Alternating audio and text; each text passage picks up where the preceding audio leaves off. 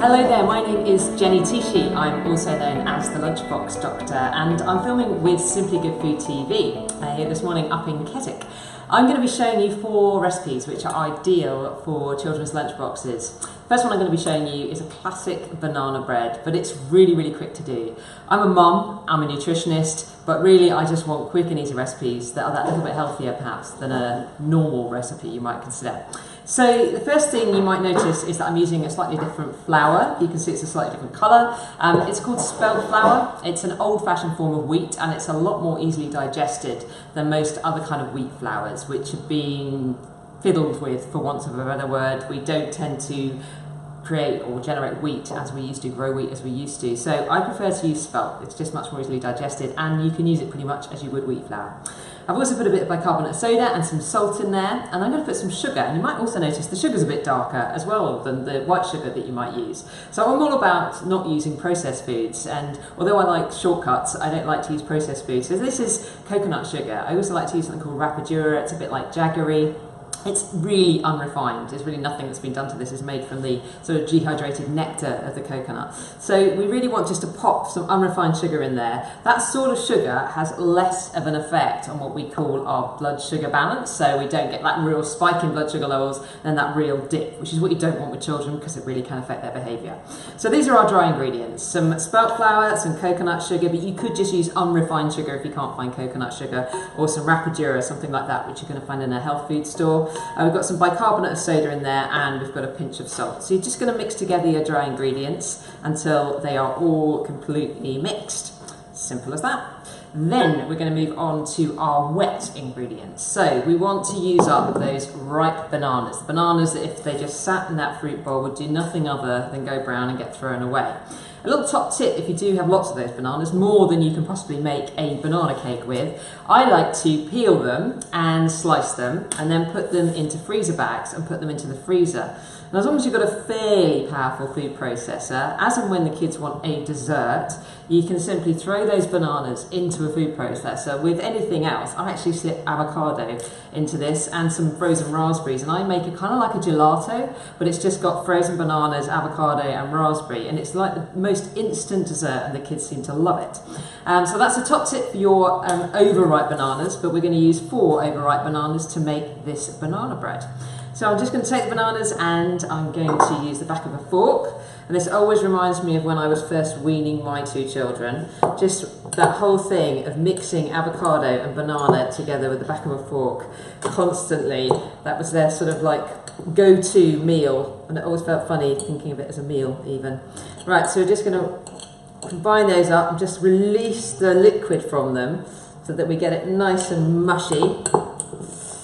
And then to that, I'm doing a really good impression of Urigella here. I'm actually bending the fork as I go.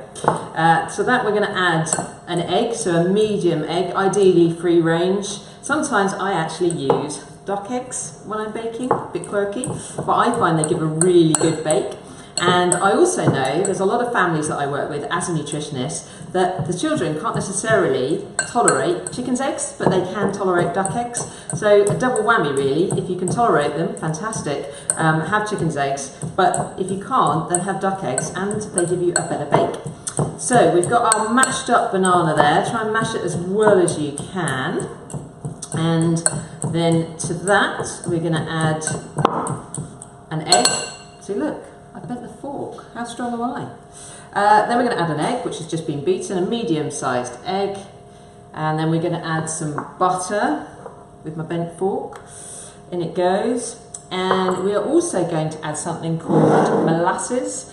Now, when we make that white refined sugar, what tends to get left behind is some of the really good stuff. Now, molasses is one of those things that gets left behind. Molasses is where all the chromium is. You might think, well, what on earth is chromium? Chromium is what helps the sugar in your blood to be released more slowly.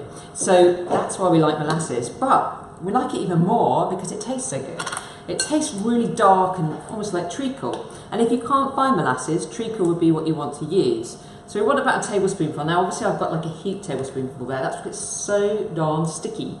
And I want it to come off, and it probably won't, but here we go. Look, there we are.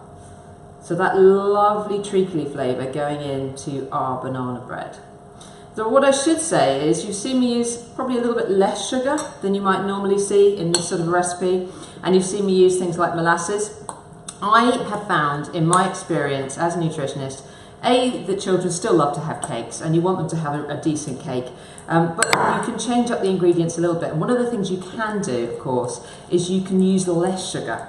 So I tend to take any recipe that I want to make, or I want to sort of switch up to be more lunchbox doctor friendly, is I take about a third of the sugar out. And that really doesn't seem to make a massive difference to the texture nor to the flavour. So that really works for me. So I'm just going to mix this up. My butter was a little bit cold, I will say that, so I'm going to try and mix it as well as I can. You have to bear with me for a moment. Okay, keep going with that mixing the butter in. So then, once we've got our wet ingredients, we're literally going to mix our wet ingredients into our dry ingredients.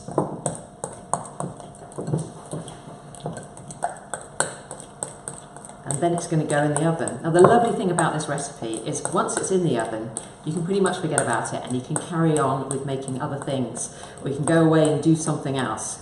I know how easy it is to get very busy with homework and other chores that the children need some help with.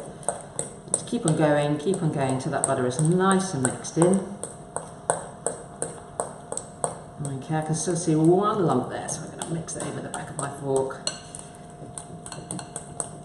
Okay, and I've got my molasses stuck to it too. Right, here we go. Pop that on there. And then we're going to take our dry ingredients and we are going to mix in our wet ingredients. In they go. And stir until they are combined. Let's make a little bit of space here, tidy up. Oh, do you know what I forgot? I forgot my vanilla extract. That's okay, I can add that in now. I'm just going to add in about a teaspoonful of vanilla extract. There we go. Pop that in. And just stir it all together.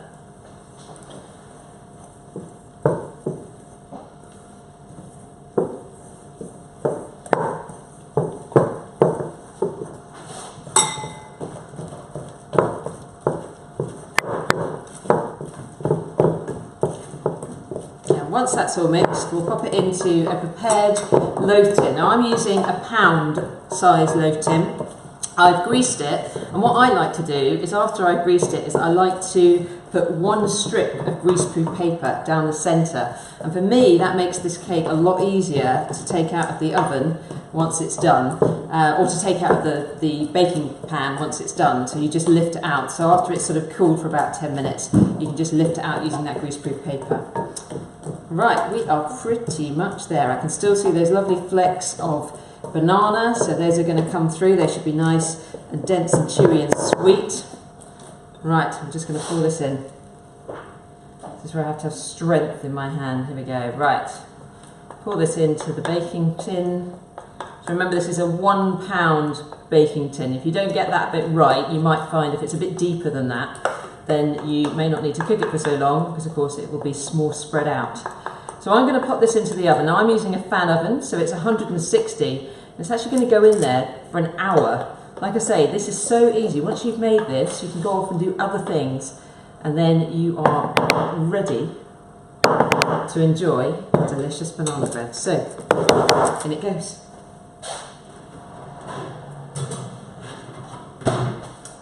So if you've enjoyed this kind of quick, easy recipe, then do go and find out some more. I'm Jenny Tschiesche, I'm known as the Lunchbox Doctor. I'm on Facebook, I'm on Twitter, and I'm on Instagram, and I am working with Simply Good Food TV.